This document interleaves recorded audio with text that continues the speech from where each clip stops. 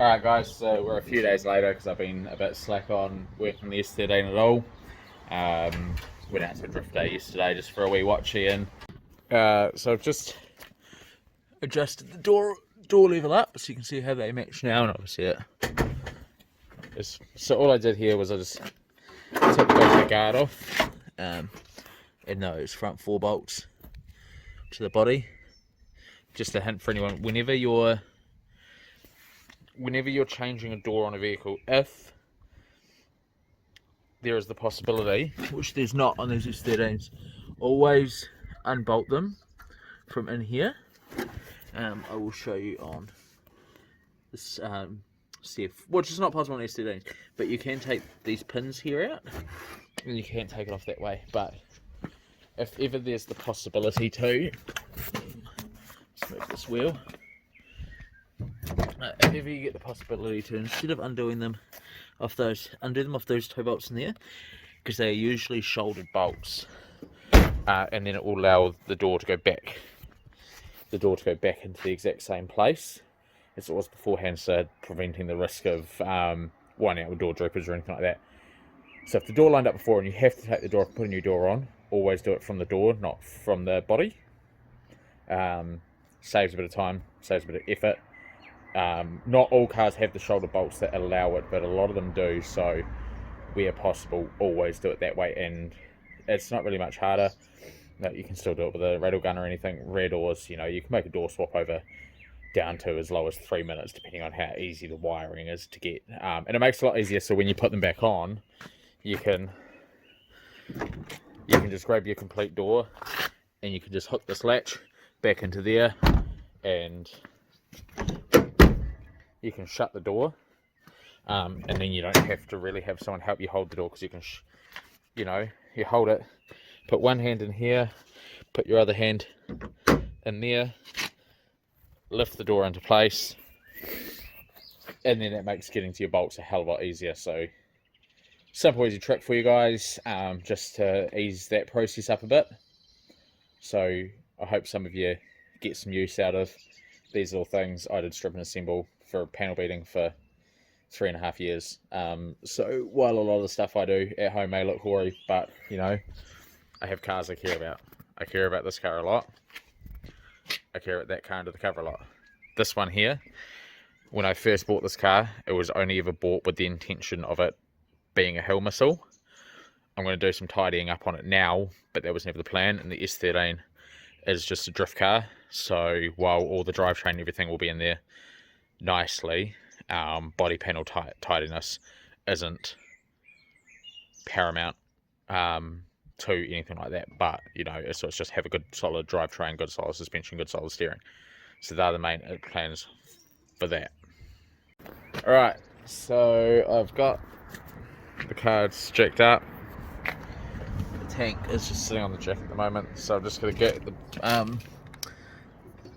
bits to strap the tank up, which hopefully a mate's going to help me out with tonight, hopefully. So I've got these straps to bolt in, then at the back there's just a clamp and a clip that goes through them, so let's get that sorted. Just going to come up a tiny bit higher, line that up, but that's easily doable. I've just run the line for the wastegate through as well, and sort of half-assed mounted where I want to put the fuel pressure rig. So let's carry on. Straps are kind of fitted. Just gotta, I think I've got them around the wrong way though. So you gotta fit the other one of these to here, or whatever side it went to, and then put some bolts that go through these, and then that's the fuel tank installed. I got this diff for the S13. It's small bolt front. It's just sitting in the fireplace at the moment. We're going to whip the backing plate off that, and we're going to grab this backing plate here, which is for an S13 R200. So we're going to whip this off, see how well it's actually locked, and put the new backing plate on there and fill it back up. Whoa. Alright, so I got the backing plate off, and I can't I can't really see any signs of welding inside there.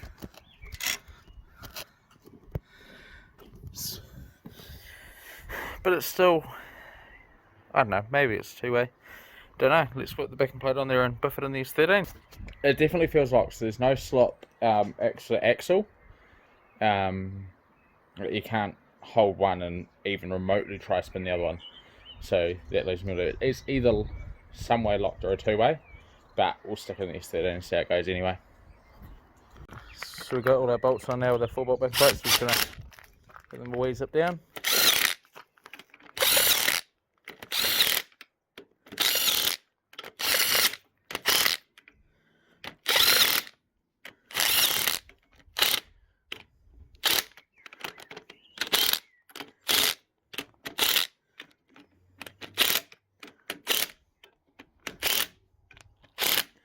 So just go over those with a ratchet, and then the stuff's ready to go in.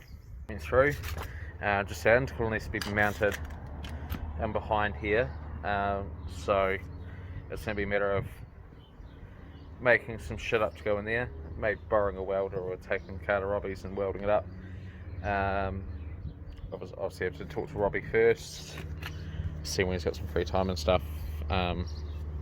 Next morning now, so I've just been out to Robbie's. I didn't do any filming while I was there, obviously, because, you know, respect to his workshop. Just welded up the seat mounts and welded up some intercooler tabs. So these will be fitted back to the car today. The floor's all been sanded and coated, so it's ready for seats. Dash is in, wiring is started. So yeah, let's go. So a lot of people didn't see me putting the front onto this car, because when I first picked up the car and everything was before I started the channel. There it goes. So when I picked this car up was before I actually started the channel, or started to do it properly. So no one got to see how I drilled out all the spot welds to go on there. So along here you can see where all those old drill holes are. They're all the spot welds that hold it on.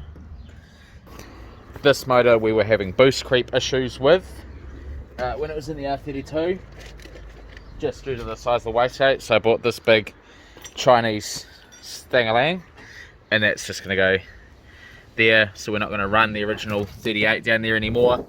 This will come off the side of the manifold collector, and that gate can just sit there with that wiring out of the way. So with that, we'll bolt this front support on, and I'll just show you guys drilling it up, a little bit of that and getting a little bit of that panel off. Right, so I've just set the exhaust side of the intercooler piping on. So what I'm going to do is I'm actually going to connect that to the intercooler, hold the intercooler up on the jack, and so what that's going to do for us is just give us the position, and then I can just mark and drill. So the intercooler is held up, and it's about where we want it. I might shuffle it over. It's going to shuffle over to the driver's side a tiny bit, but that'll be about it. And then we can get that on, and then get ready to get a holster and cut that other hole. So I've just drilled some 5mm guide holes. Then we've got, when I bought this drill bit here, it's a bimetal drill bit, which is for finishing drilling out all these spot welds. But what we're going to do is also drill those holes and connect up our intercooler now, bolt that up properly, and then we can connect our front bumper properly. So I've now drilled my 8.5 drill bits. Looks like they were perfect first time.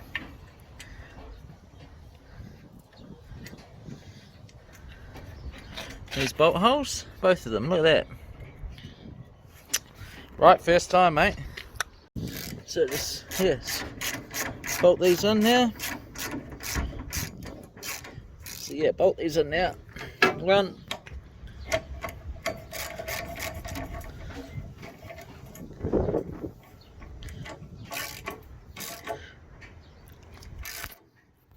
too. Once again, thanks to Robbie for letting me use his welder to make these up. We fumbled there, sorry guys. Thanks again to Robbie for letting me borrow his welder to make these up. I'll give it a quick sand and paint, obviously just make sure everything's good. This is also the piping, it's done. So now we can look at mounting our reservoir, clamp all those, put our airflow meter on. And then we're one step closer to the edge, kids.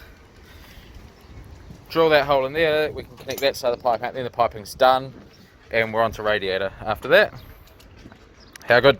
So, I'm going to start with the piping.